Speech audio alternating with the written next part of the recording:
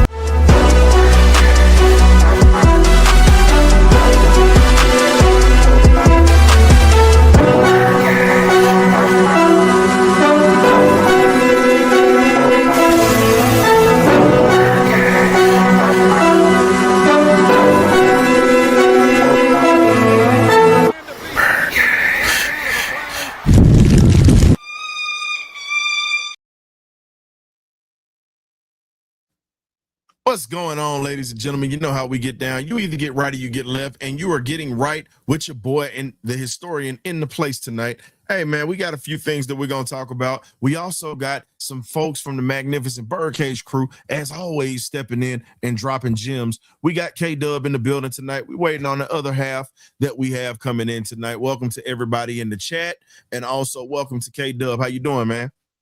What's up? What's up? Can you hear me? Yeah, perfectly. Okay. No, I mean, sometimes I have technical difficulty issues, and I Yeah. just try to make sure that everyone can hear me. But glad to be in the building tonight. Let's get into the OTA segments and then what's going on the grass out there in Flowery Branch. But glad to be in the building tonight with you, historian. So, Hey, man, it's always a beautiful time when I'm in the building with your crazy behind, because we always gonna get something going one way or another. It's always gonna be comical, because at the end of the day, this is my guy. You know, like I said, look, we might go at it, but you bet not mess with him, because I'm ready to jump stupid for my boy. But that's just how family is, man. You fight with your brothers and sisters. End of the day, my outside come in. That's how we look at Falcon family. If you an outsider, we pretty much gonna put foot to you. But hey, man, let's get to it, man. Welcome to the chat, everybody. Thank you.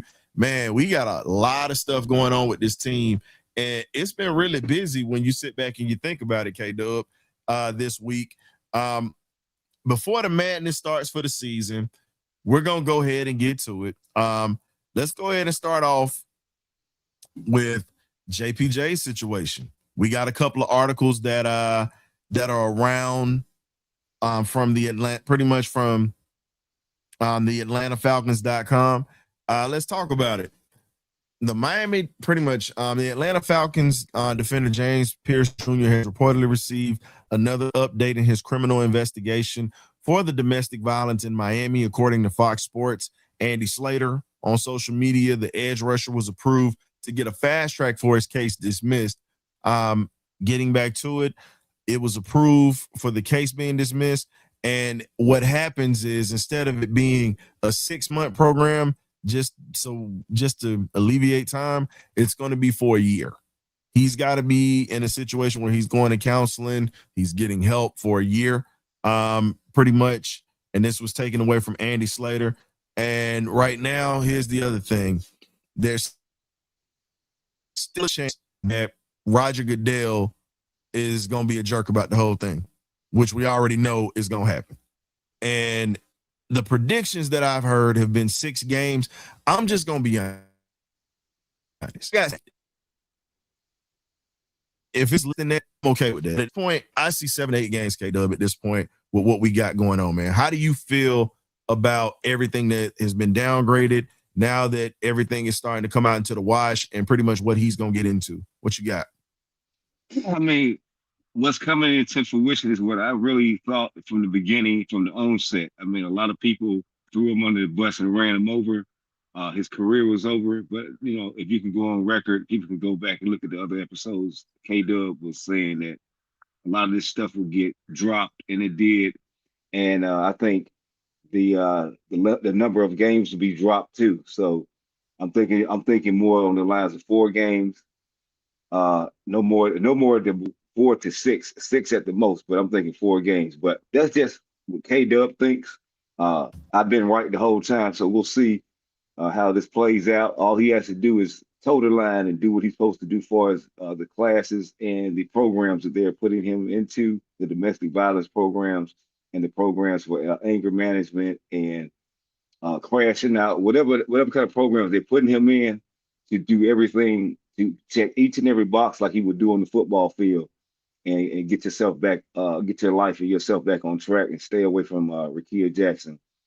But apparently now that she's recovering from the ACL, her new boyfriend that she has now probably won't be around to help her out. He being a rapper, he's not inclined to know how to help an athlete come back from an ACL. So like for his rehab. So with the situation, here's the thing. I'm gonna say it. It's gonna be unpopular. I don't care. We all know that money was thrown in there. I don't give a damn what anybody say. Now, it's what me and you gonna disagree on. Money was thrown in there. Is what it is. I'm glad that he's getting a second chance, but let's not act like Arthur Blank didn't clean that up. I believe Arthur cleaned that up because our homeboy was honest about everything that went down. Because we've dealt with situations with star athletes that have gotten in trouble with the law, or if not just getting in trouble with the law, getting in trouble pretty much with the league, with just stupid stuff that we would do. But Roger Goodell and Arthur Blank pretty much have a great understanding because Roger Goodell has been around for everything that's done happened. Sadly, for us. Now, at this point, I pretty much got 6 to 8 games. That's what I'm saying. And now a lot of people don't about it, but be honest. We're seeing, and I'm not going to make this about politics, but I'm going to touch on it a little bit. You're seeing that with the U.S. government right now. You're seeing that you throw some money at some lawyers and some judges, a lot of stuff gets swept under the rug. It's been like that for years. So I'm not saying that, like, put it this way. You know how we always would say it's above my pay grade in the military? At this point, it's above his pay grade. It's all about them dudes that's wearing suits and that's throwing money around at this point. And 9 times out of 10, like you say, slap on the wrist, don't do this again, stay away from her, keep it moving. But we all know it's all about money at this point. I mean, of course. I mean, soon as the situation happens, I'm going to say that it was money going to be in play. You know what I'm saying? I don't think that Arthur Blank had anything to do with anything. I think as an organization, we stand back and we see what the proceedings will come out of the proceedings down in South Florida. Of course, money's thrown out there. He's a high-profile draft pick, so he has money. He's going to have, you know what I'm saying? He's going to have to pay for his mistakes financially in the front end. So he's really not making any money up front, even of all those sacks he had, because he's going to be paying these lawyers and any kind of court costs or anything of that nature back. You're going to have to pay for these programs, all these programs that he's having to attend.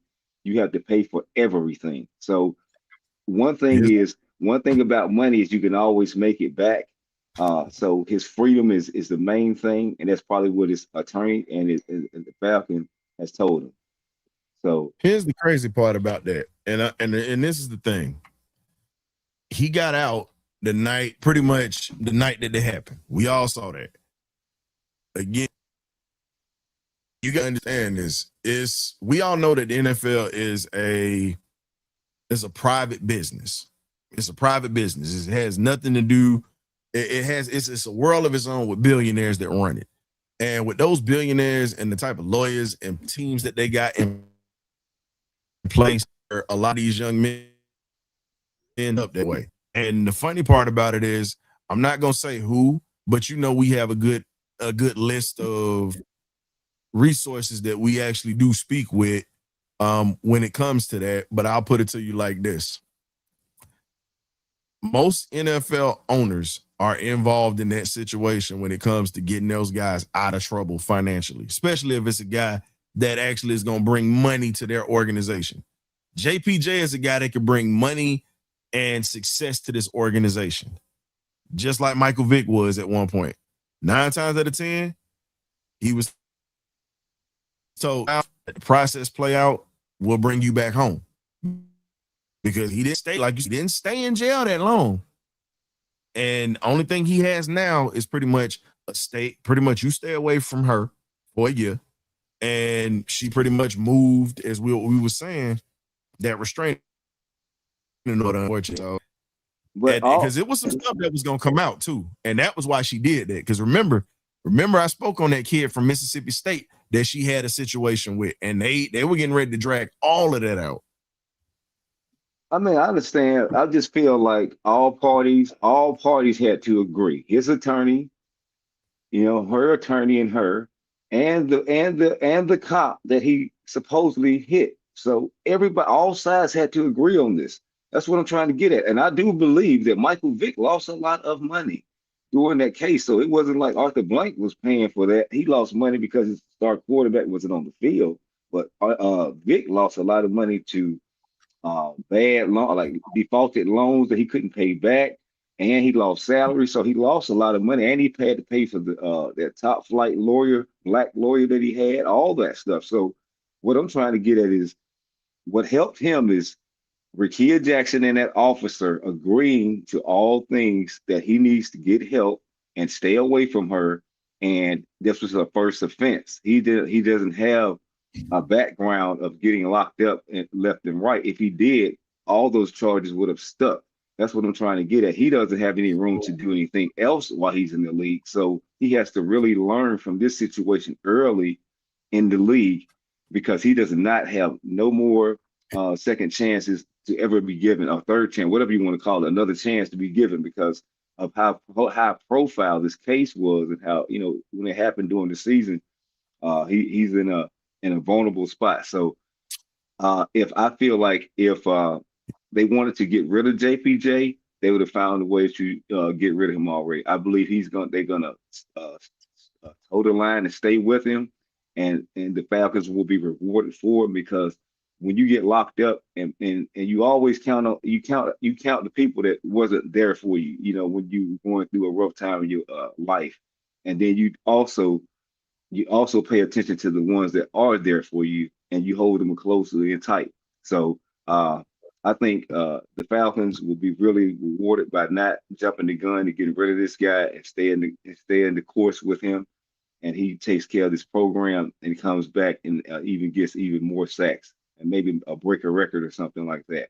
So I have high hopes for JPJ. I know some people in the fan base have wrote him off because of the incident he had, but everyone has been young and did some type of silly mistake. They may have not been domestic violence or anything like that, but they've done something that they are not proud of.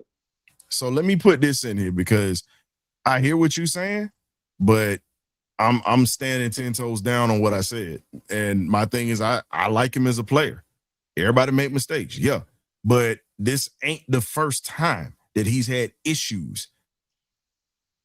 A lot of stuff swept under the rug at sea.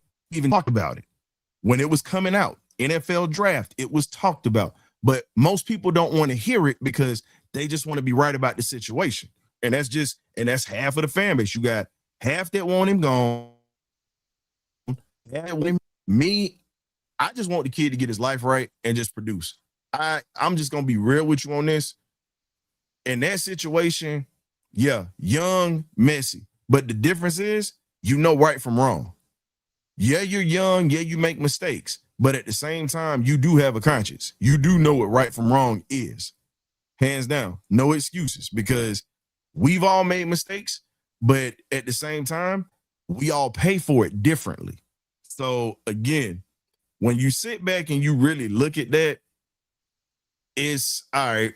I mean, he's paying for it. He's gonna miss games. He's missing money. He's missing time on the field, on the grass. So I'm just he's saying, paying for it.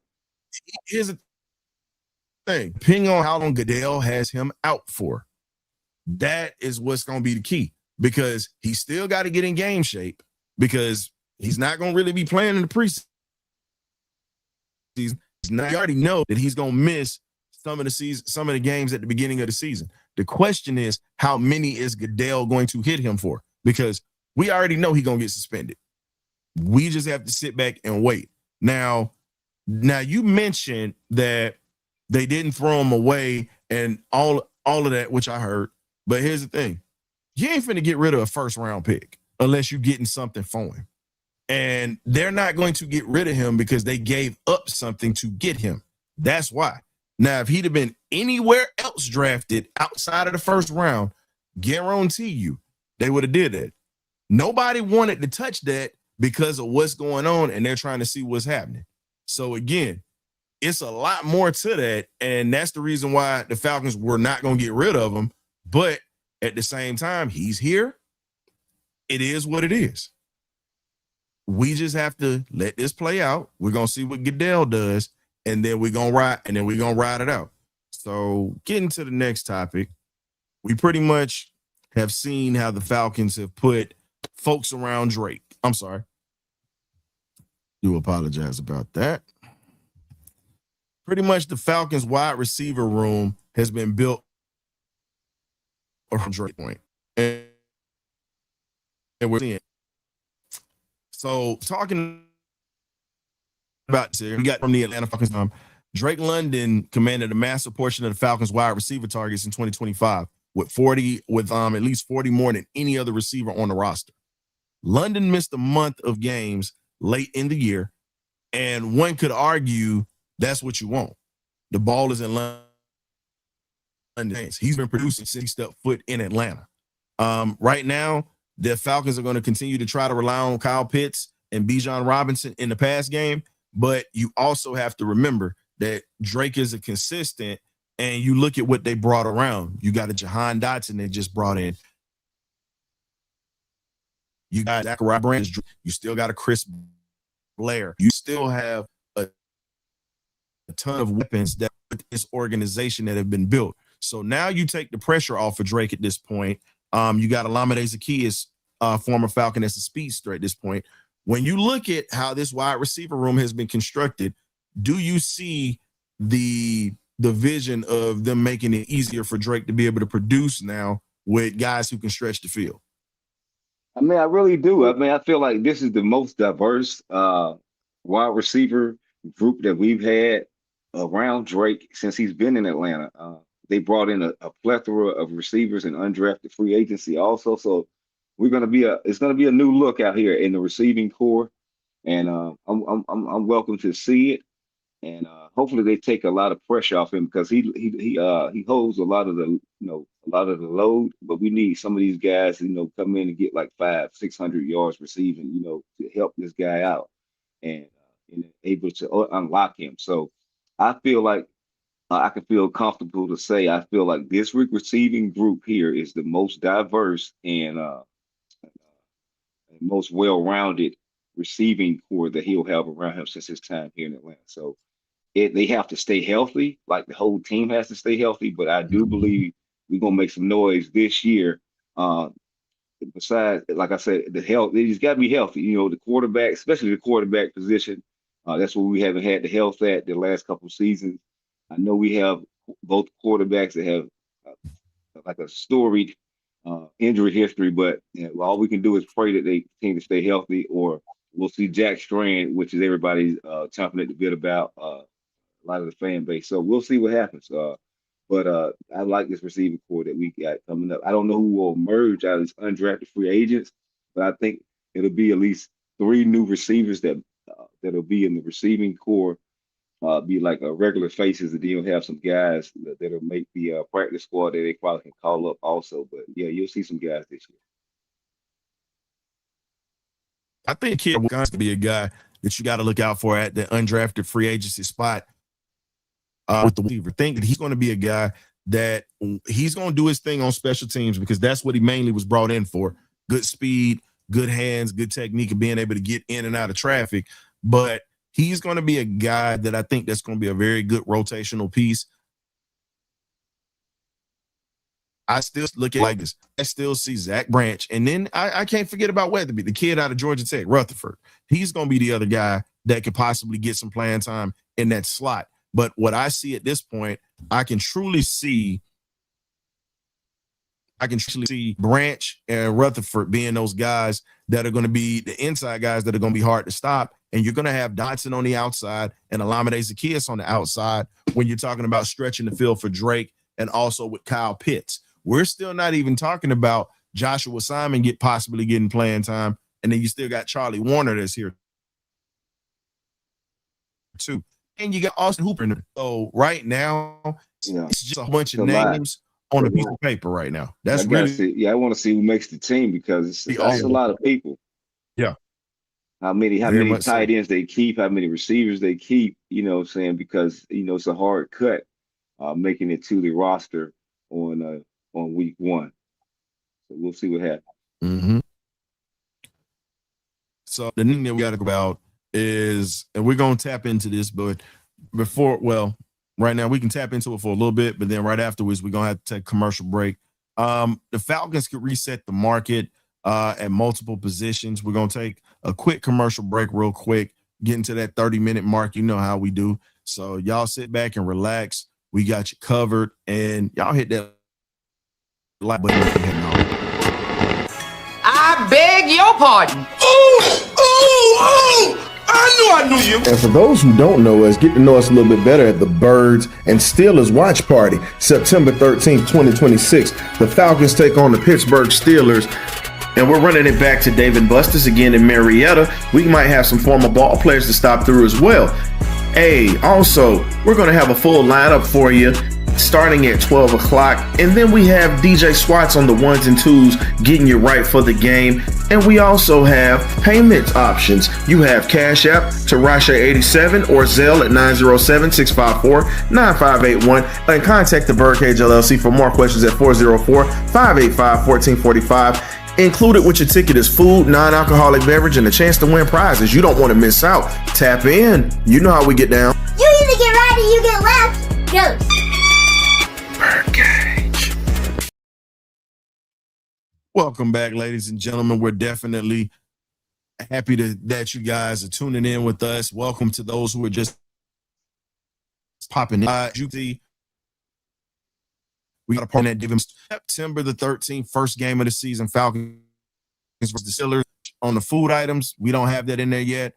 Stuff's been changing, but what we have that's going to probably be on the menu, just like last time if you guys came, burgers, pretty much mini burger sliders, fries, wings, non-alcoholic bottomless drinks that comes with your ticket, but also we're going to have waiters and waitresses there. So if you want to order something off the menu, if you're not trying to just get burgers and fries and wings and you want a little bit more, we'll have waiters and waitresses around. And there's also a cash bar.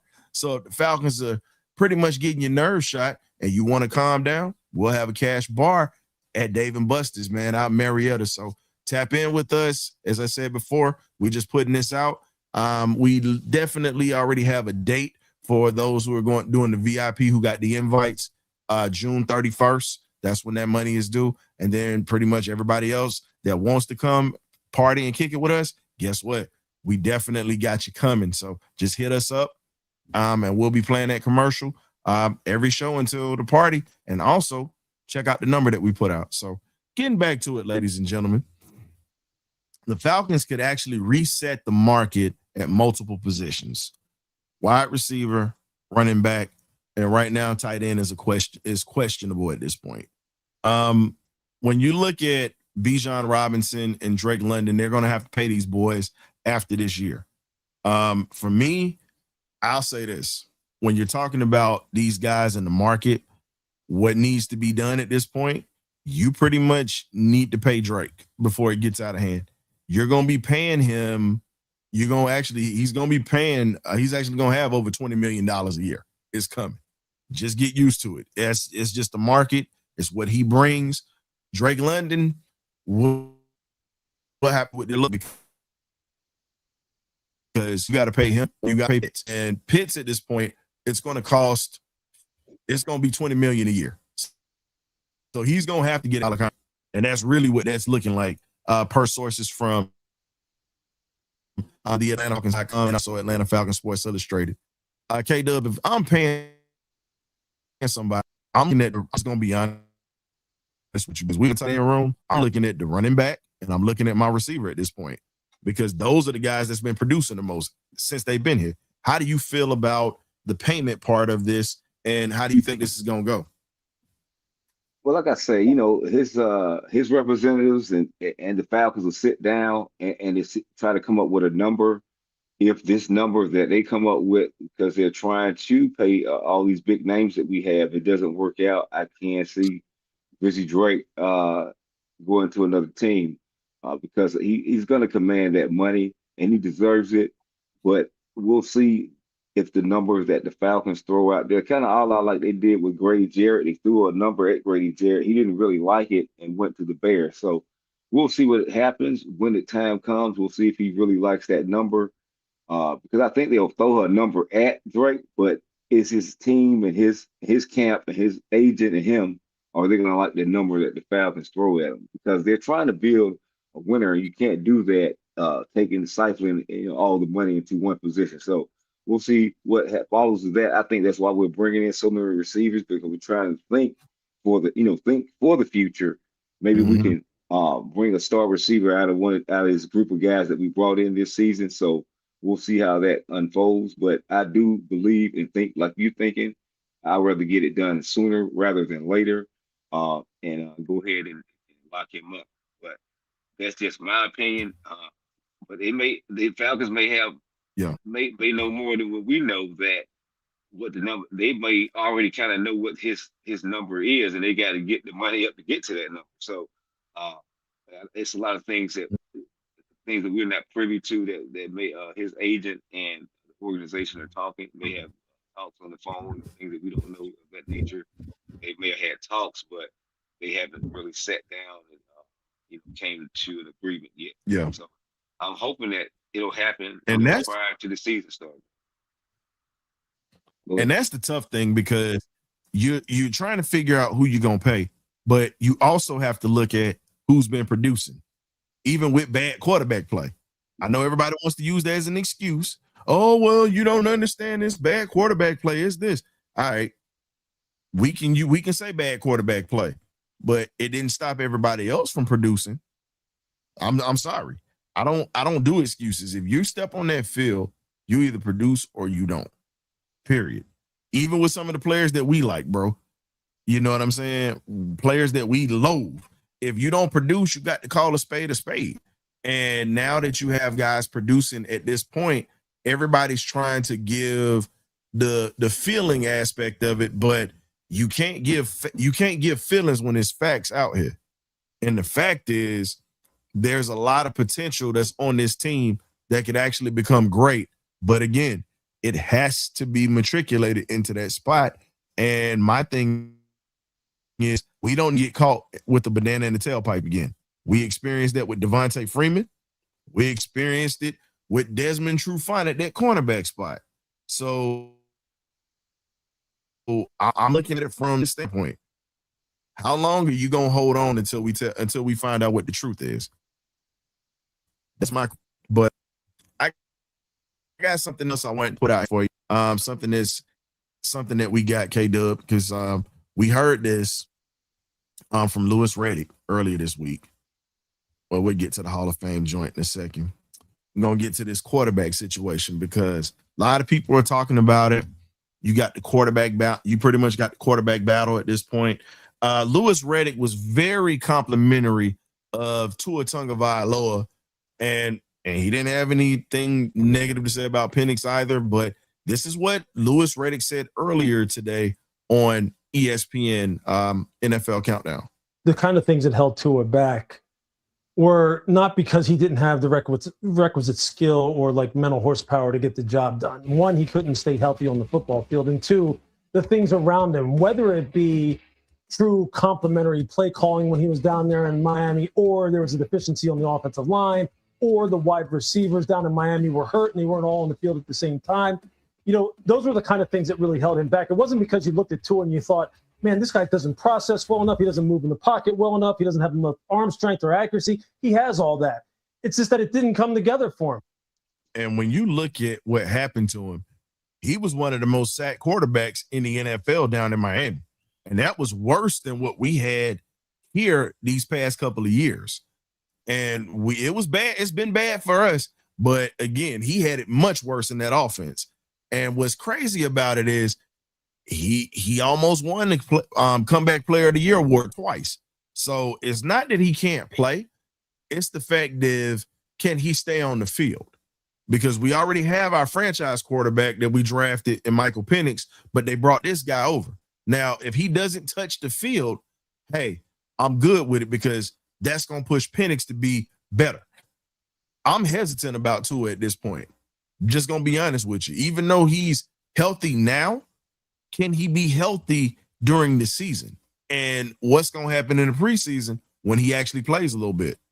K-Dub, how do you feel about Louis Riddick's evaluation with that? Because it was nothing negative said about Penix, but they're looking at it from a standpoint of Tua's a little bit healthier and he's a little further along physically.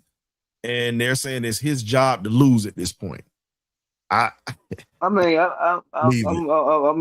agreement to what he's saying at this juncture at right now today. I mean, because of course he's in the lead. Of course he has the job. This guy's not even been cleared to play. So of course you're in the lead. Let me get cleared first. So once my guy gets cleared, now we'll shine. So that's what I'm into the belief of. And right now, I feel like it's a testament to his rehab and the work he's put in to even be where he's at right now, because he's breathing down Tua Tagovailoa's neck, and he's already made comments to it in his presser saying, "Man, I'm very impressed by Michael Penix Jr. and everything like that." So he said glowing things, and he just got here, a few weeks ago. So.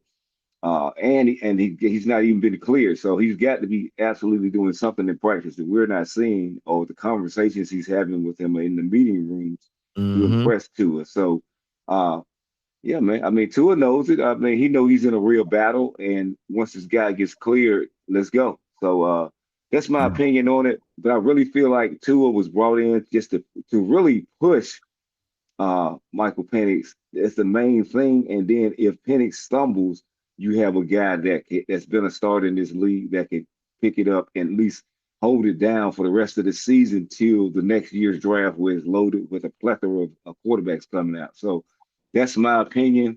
But I believe this guy will continue to make strides with a new offensive coordinator and a new offensive line and a real true offensive line coach in Bill Callahan. I'm not taking nothing from Coach Leffler. He did an outstanding job, but Bill Callahan is one of the best to ever do it, and you'll see results on that offensive line, and protect these guys, and let's go ahead and go get some wins. But that's my opinion on the quarterback situation. As of right now, today, I do believe Louis Riddick is correct that Tua is leading, and K-Dub, I was reading at the bottom, but Michael Penix will make up ground once he does get cleared. But that's my opinion.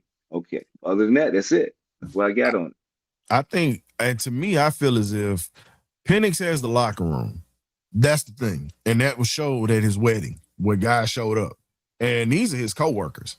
So when I'm looking at it from this point is, okay, it's not that Tua is not a likable guy, because no one has a bad thing to ever say about that dude. You can go back to his Alabama days and his high school days, and they spoke on him being a real leader in the locker room, and he's not afraid to wait his turn.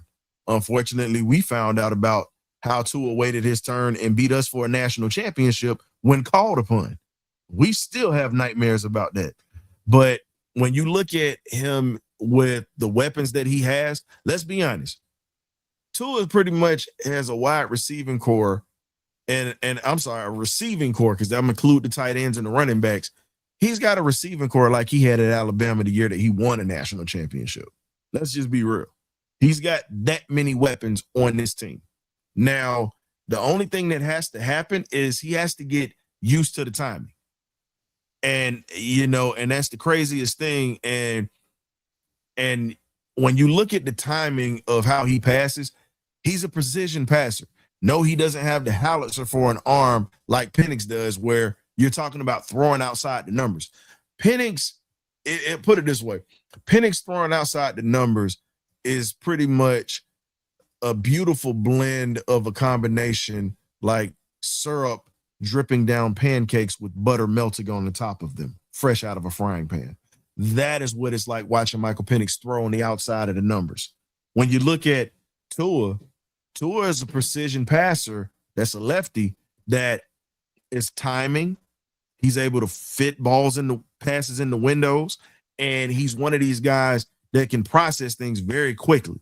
There's another Alabama quarterback that he's very familiar with, and and that's, God rest his soul, but that's Kenny the Snake Stabler.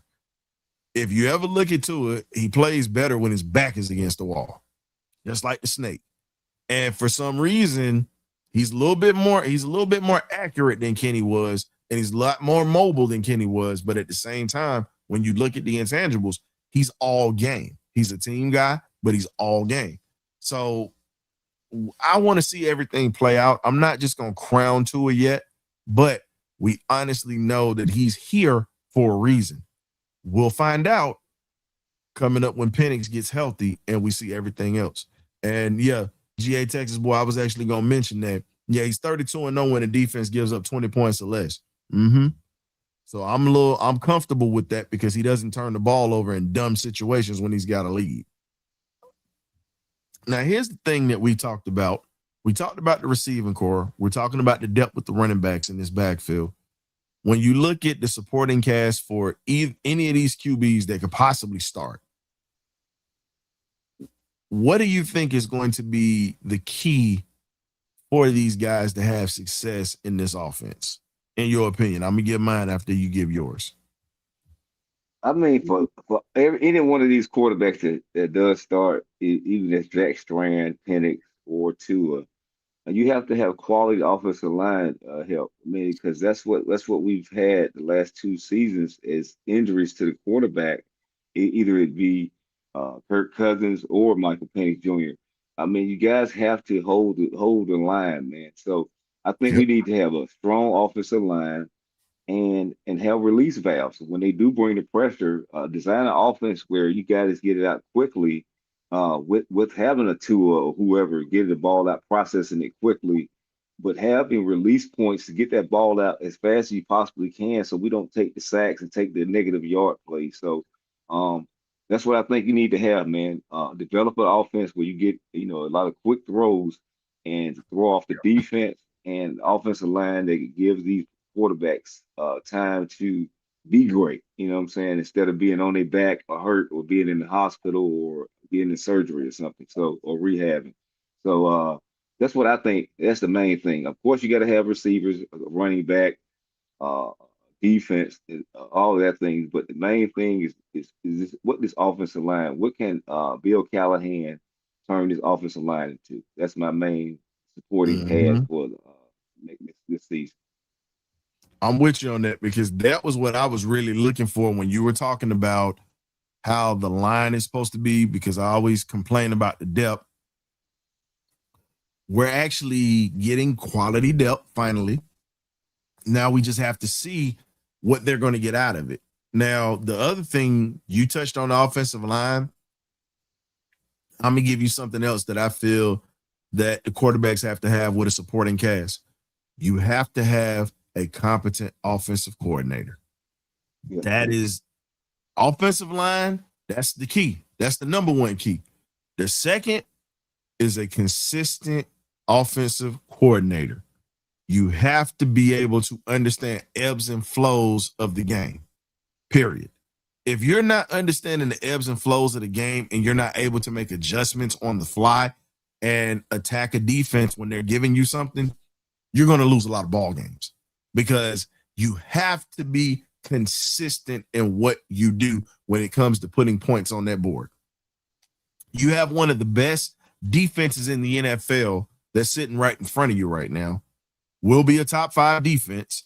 And when you sit back and you think about it, I can already tell you that what helps Tommy Rees got to prove himself to me. I can't speak for everybody else, but what helps him, you got Van Pelt, that's the quarterback coach, who was also an offense assistant OC, who called plays at one point in New England. Got Drake May, right? Then you got Bill Callahan, who's not just an offensive line coach, who was an offensive coordinator as well as a head coach. And when you sit back and you pay attention to what they're doing, you have to be able to have a competent coaching staff offensively with quarterbacks that have injury history, quarterbacks that have gone up and down with their confidence, and just really having to make sure that you have a great structure around these guys. K-Dub touched on the O-line. I'm speaking on the assistant coaches. And here's the other thing. We got to have consistency in the wide receiving core, because injuries hurt us, but the guys that were behind the guys that were on the field last year, Casey Washington and all these other guys, they weren't consistent enough. They went and got guys to be consistent. Rutherford is here. The kid from Wisconsin is here. You still got Chris Blair on the roster, who rarely gets used. So at this point, those are, to me, are the cast that you got to have behind the quarterbacks. I'm starting to think they didn't like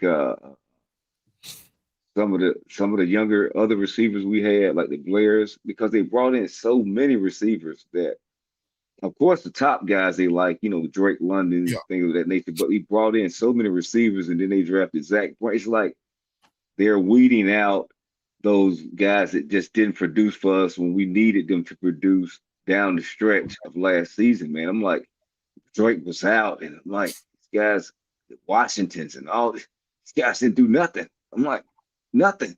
So why would you still be around? I mean, I like Chris Blair, but you never touched the field. You didn't get an opportunity here. So maybe you can land on another roster and get an opportunity, because I feel like this new coaching staff is not going to give them the opportunity, because they brought in like 20-something receivers. I got to disagree with you on that, because he came in not last year, but the year before, and he produced. But here's the other thing. He produced as a special teamer. That's what's keeping him on this roster. And when you look at that, you got to understand, we had an idiot head coach. No ifs, ands, or buts about it. We had an idiot head coach and really a lackadaisical offensive coordinator. You had a guy that would have been able to stretch the field with 4.2 speed, great hands, great route runner, and definitely is a top dog. And it's competitive as hell. And I can tell you right now, he was better than what we had. Now, that wasn't his call, like you say, above his pay grade. But they're keeping him here, apparently, because they know he's going to hustle, they know he's going to grind, and they know he's going to play. I'll put it this way. Cash Jones would get cut before Chris Blair. And I won't Cash the ball here, but let's be honest. Cash would get cut before Chris would. Like I say, I'm a huge dog fan now. But I wouldn't mind it. I wouldn't care if Cash Jones really get cut. Be honest. I'm just being honest now. No, I think they keeping the him best player. I want the best player on the field. I don't want a feel-good story just to have Cash Jones. I think he was a feel-good story for the Dogs. I've already seen that movie. So I think they're gonna keep him here for special teams purposes, bro, because he still does. The one thing we can sit back and say, he does produce on special teams, tackles. He's an effective player. That's what I'm saying. Like, you gotta have some guys that are willing to be your worker bees that's not gonna get the credit, but they know that they're gonna contribute. I would have to say Cash Jones would be how Jackie Slater's son was with the Patriots. Because remember, they're gonna find a spot for Cash Jones like they did for Felipe Frank. They're gonna find a job. They're gonna find a hey, the but we fans know the fans can keep talking about him. I'm like, they keep talking about Cash Jones, man, undrafted. But you know what? The difference between him and Felipe though, Cash also can play receiver too. And we know that from the route running. And I still say that he's gonna be a guy it's gonna be him, and it's gonna be the kid that's out of that's the other Prairie View kid that's on the team, the safety who just got here. Cash Jones and that kid from Prairie View are gonna be your two special team aces. Those are gonna be guys that are gonna be making plays during the preseason to try to earn a roster spot, and they're gonna be special teams aces for the year. Practice squad guys, special teams guys. That's really what they're gonna do. And if we got to see any of them guys in the lineup, the season pretty much took a turn for the worse. That's how I see it. And I'm not even, and you know I love my HBCU boys, but he's a guy that is a special teams guy. That's just what he brought to the table, and I'm okay with that because we need that. But he gonna make the team. They're gonna have him as a third running back and everything. Nah, he ain't be look. You know. Wait a minute. You know Curtis. He gonna be the third running back behind Brian Robinson. Hey, I'm laughing about it, but here's the thing: He's not gonna beat out Curtis Allen. Curtis Allen is in the building still right now. Hey, look, man, you don't know what that man gonna do. I didn't know he was gonna run that fast. I was like, dang, Cash Jones ran that fast. Here's my thing, and why do you think they convert? Why do you think they moved him over to wide receiver? Because you know he had no chance in hell in that running back room. Yeah, I'm just joking, but but he gonna make him. I see him as a special teams guy. You know, but Kirby teaches his guys how to make a NFL roster to hang on with special teams. So I can see that. At this point, it's just one of those things, man, where we got so much, you got so much to think about at that point. And, we're getting ready to wrap up momentarily. We're not going to be on all night. Yeah, man. I like this. Get in, get out. Yeah, we getting in and getting out. But look who decided to get in. Oh, Lord. I know you had to work. I know you had to work tonight, and I understand, bro. Good to see you, Gray Beard. What's going on, fellas? How y'all doing? All right, man. Dante Manning ended up disappearing pretty much like the Epstein files, my guy. He's not around. Oh my God. No. Low to the blow. Hey, man. Hey, it's just the truth. Because guess what? Look, Dante Jones he was literally supposed to be one of those guys. Dante Manning was supposed to be one of those guys that ran a 4.3. We already knew. As a route runner, he was a guy that was supposed to as a corner cover, he was able to cover routes, but the problem was he could never get his head around. That was the reason why he struggled. So Dante Manning, is no longer on the team for that obvious reason. So that's what happened to him. But getting back to the next situation, Stefanski spoke on Tua. We're gonna put this out just so everybody can hear this or whatnot. This is from a press conference a couple of hours ago. This is what he spoke on with Tua, because we were just talking about him, but we just wanted you guys to hear what Stefanski had to say. It's the most important trait at the position, as we've always talked about.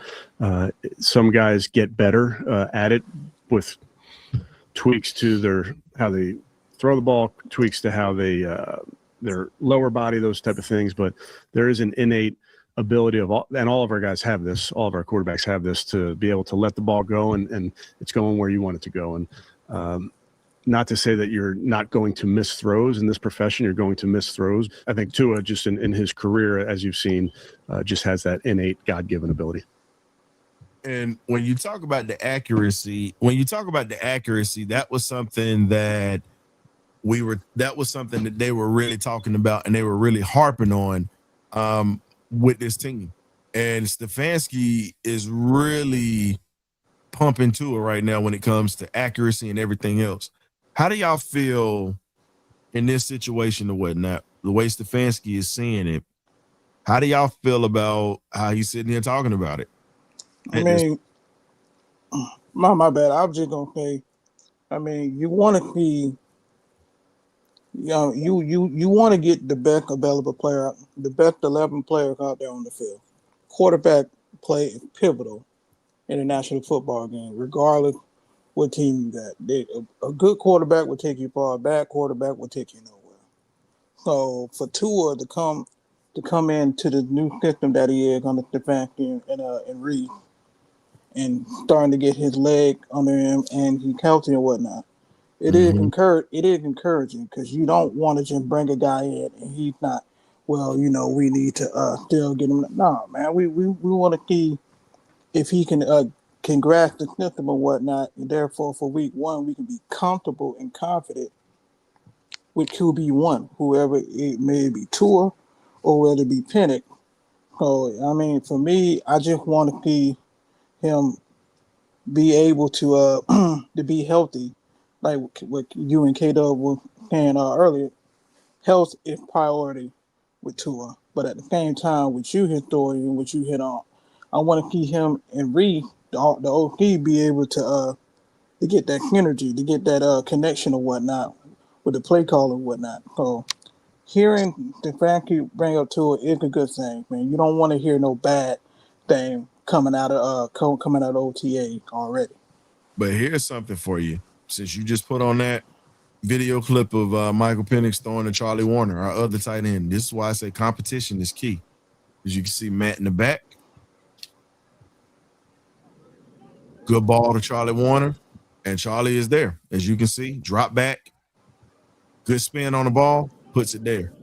So the thing that you have to see at this point, yeah, everybody's saying all the right things for the media, but we already know what it is. What up, Mike? At this point. We already know that competition is key at this point. So I'm looking at it from that standpoint of we have to make sure that the competition continues, because let's be real, we haven't had competition in Atlanta in a long time. Now we're having it at all positions. Nobody's job is safe, and that's how it should be. Iron sharpens iron, remember? Yep. So, and here's the other thing. Now we got to talk about this. Kevin Stefanski hinted at, Jeff Ulbrich. He says Brick deserves a head coaching job, which he does. And we already know that we don't get to stay with our coordinators too long. Nope. What makes does this make you a little nervous about how the defense would end up being if once Ulbrich leaves? Because eventually he's going to want a head coaching job, get more money, and get a better opportunity, because he's been a defensive coordinator for a while and he's been an assistant coach. I mean, it would take a step back because he built this defense up from the ground up with his identity and his personnel that he wants to run this defense. But at the same time, the man done paid his due. The man been a defensive coordinator for a while, and I think he does want to get back in to being a head coach, even though he was an interim head coach with the Jets, which we all know the Jets. God help anyone who's trying to resurrect that franchise. But to me, I think people are starting to take note of Brick, how he's building up his defense and whatever. So yeah, we may want to enjoy Ulbrich while we can. Well, I think like GA Texas boy saying in the comment, me and him are the same thinking. I think this is the last year we had see a Brick. He does a good season here. He's getting himself primed and ready to take over an organization, and we promote Coach Ali to a defensive coordinator once he leaves. But that's just what I'm thinking. I was thinking the same thing. And the comment came up. GA Texas boy was right spot on what I was thinking. So that's what I believe is going to happen. This is the last year we'll see a Brick. It'd be great to have him, and we'll promote from within and keep moving. So here's the other thing. Now, we already know Kevin Stefanski wants to go after guys that have worked with him. We all see that you look at majority of his staff. Now, GA Texas boy, I already had that in the chamber down at the bottom. I was going to mention Jim Schwartz because remember, Schwartz worked with him in Cleveland as his defensive coordinator. If you remember, Jim Schwartz was the defensive coordinator that helped Philly beat us in 2017, which allegedly, we ain't gonna say allegedly was a PI on Julio. I'm not gonna go back down that route. But if we're talking about it, Jim Schwartz is one of the best defensive coordinators in the league outside of what we have with Ulbrich.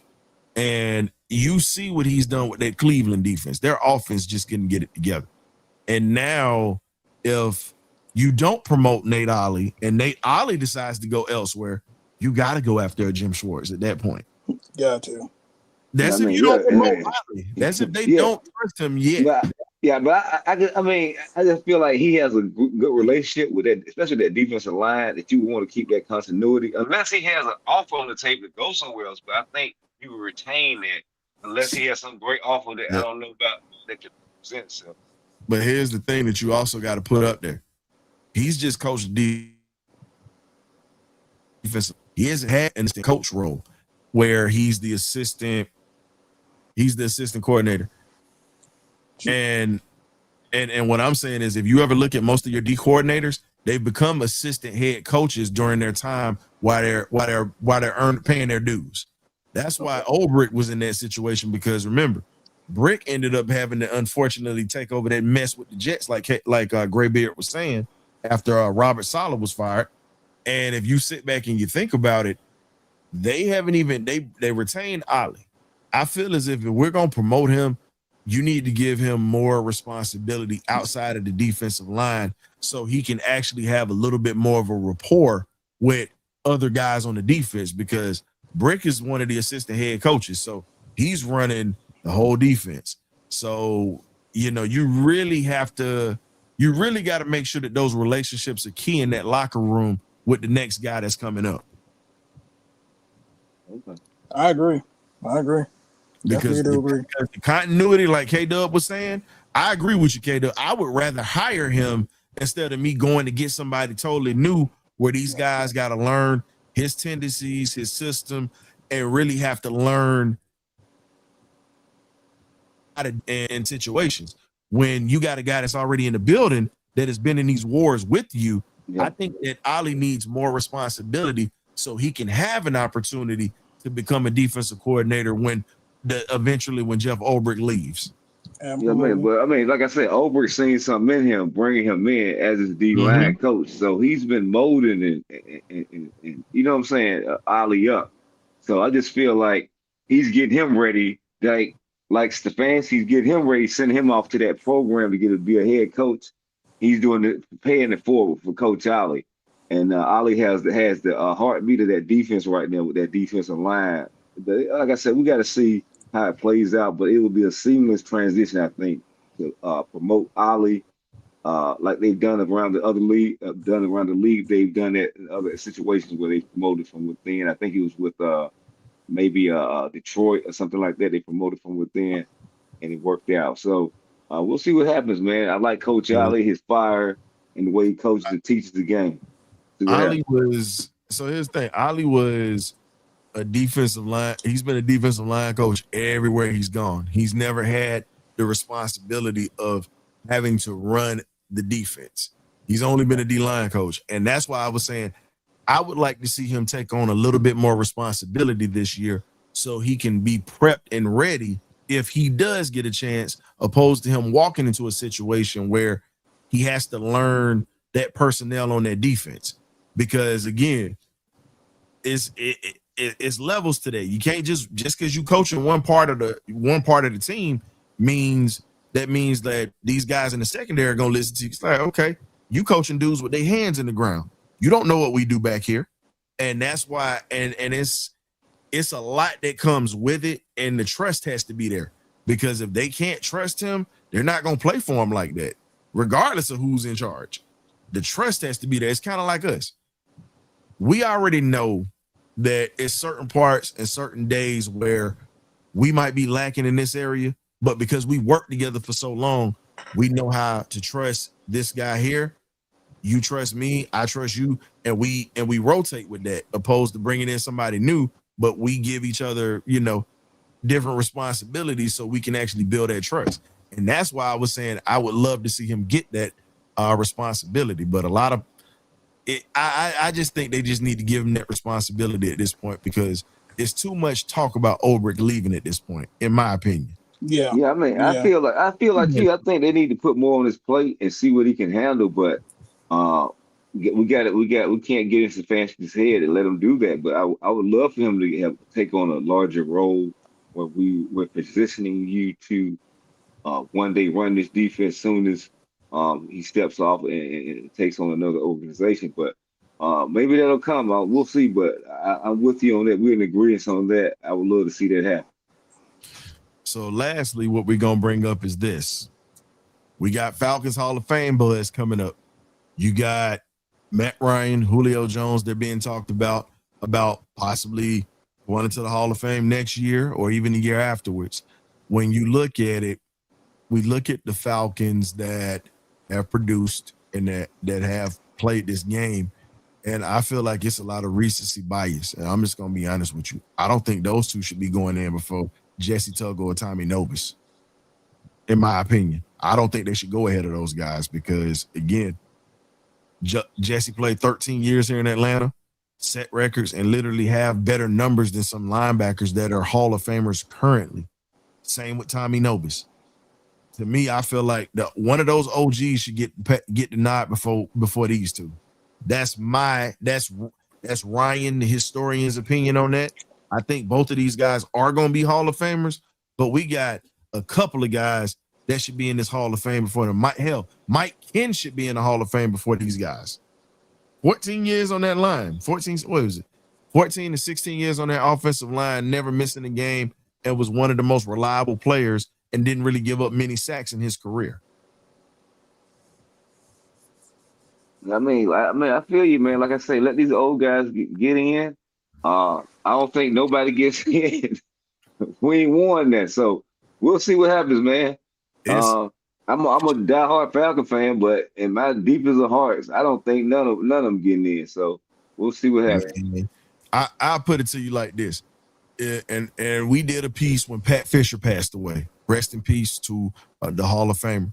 But if Pat Fisher can get in the Hall of Fame, and you're talking about a guy who played corner for double-digit seasons, was a shutdown guy, never won a championship, played in the Super Bowl and lost. Pretty much same thing with Matt Ryan and those guys. Pat Fisher, unfortunately, happened to run up against those 1972 Dolphins when he went to the Super Bowl with the Washington Redskins back then. And then he started his career with the St. Louis Cardinals. And he was in the secondary with Larry Wilson, one of the greatest safeties to ever play the game. Caught 2 interceptions with 2 broken hands in the game, by the way. Most people don't talk about it. He's got the infamous picture. But if you're going to put those guys in, and Larry Wilson never won a championship. Hell, Dan Dierdorf never won a championship and is a Hall of Famer. Why the hell do we not have guys like a Tommy Nobis in, guys like a Jesse Tuggle, hell, Lester Hayes, who was one of the best shutdown corners in the league. And it's just the media bias is ridiculous when it comes to the Hall of Fame. Breeze got in before some of these guys. So I'm sorry. I gotta call. How can I say it? I gotta call when I call it. And that's just what it is, because it's just straight up horse, and that's just me. Now I can't say it, but you see, I beat it out. It's just what it is, and the criteria for the Hall of Fame now is just ridiculous at this point. They don't have a criteria, man. It's whoever the crowd favorite. The contest at this point. They love, it's like he says, the crowd favorite or the media darling favorite, and they can't stand Atlanta. So we know we ain't getting in. I don't even know why we just. This is a mute point. But if they get in for a ballot, I would be shocked. It's not just Atlanta. You got championship organizations that they got bias against. Think about it. I just gave you Lester Hayes, who's a Raider. over 20 years to get into the Hall of Fame, and he should have got in before Michael Irvin, and he had 3 rings before Irvin had them. And it's so many guys that they just get pushed aside, and it's ridiculous at this point. It's not just an Atlanta thing. It's pretty much the fact that when you have the biased media in New York, California, and in the Midwest, they don't pay any attention to us. And Dallas is another place where some of them dudes that's in Dallas shouldn't even be in the Hall of Fame. I'm sorry. That's just my opinion on that. But America's team, so You know, American team gonna get the buttload. Man. I know we're not the only city they can't stand, but I'm just saying we just one of them that just don't see us getting people in, man. Look, Mark Gastineau should have been in the damn Hall of Fame years ago. Yeah, and they left him out. Yeah. Hell, Marty Lyons for the Jets. Like, let's be real. That New York Sack Exchange defensive line, and a lot of y'all might disagree with me, that's one of the best defensive lines in NFL history, next to the Purple People Eaters, next to the Steel Curtain. I mean, you can name some defensive lines that were great. They're one of them. They just don't get no love like that because of the fact the media couldn't stand Mark Gastineau because of his hair. They hated Mark Gastineau. Exactly.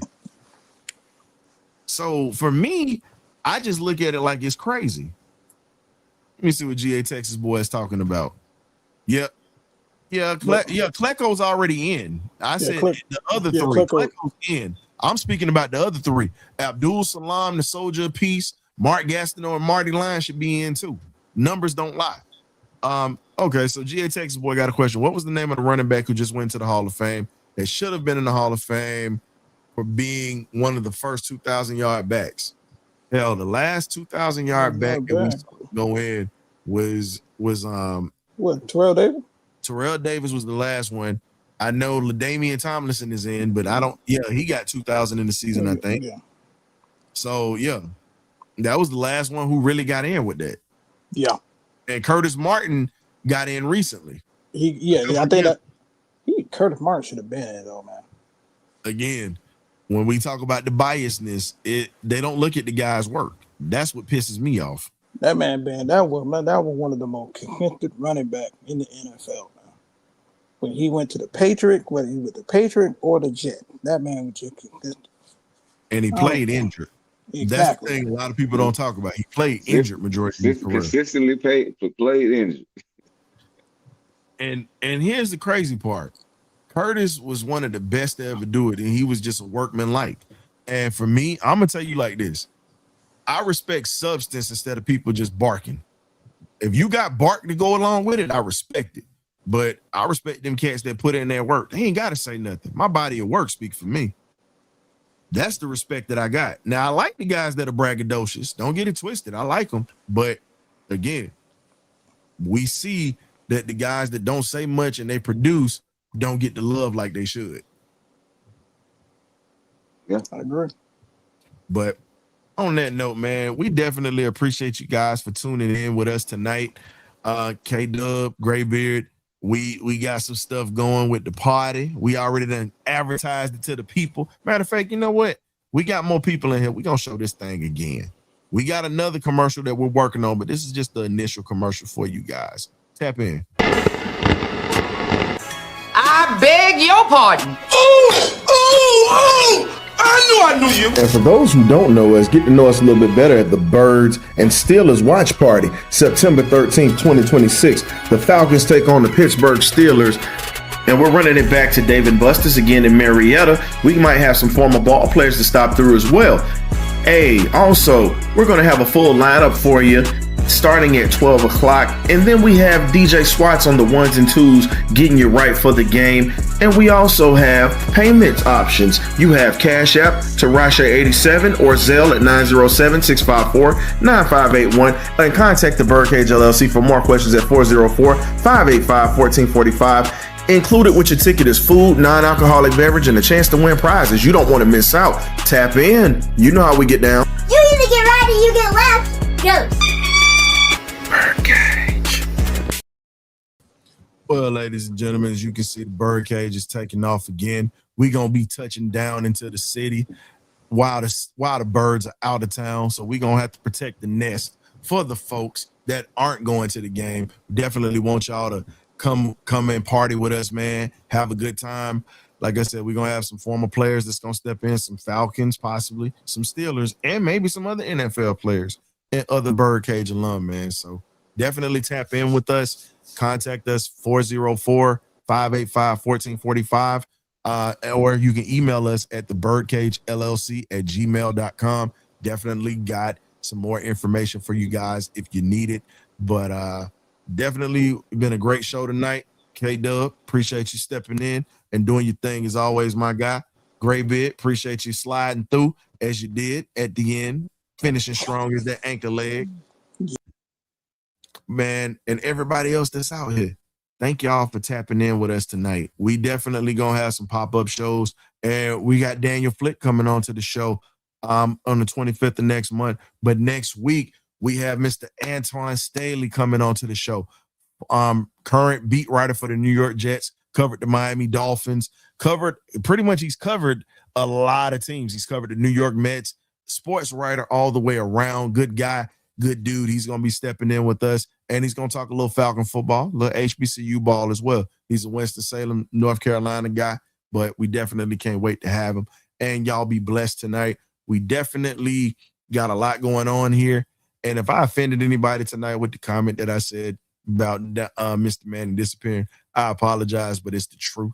I'm not gonna sit here and BS you about it, but I'm gonna keep it 100. But as we always do, man, we're gonna catch you next time in the BirdCage LLC. Hey, you either get right or you get left. Ghost.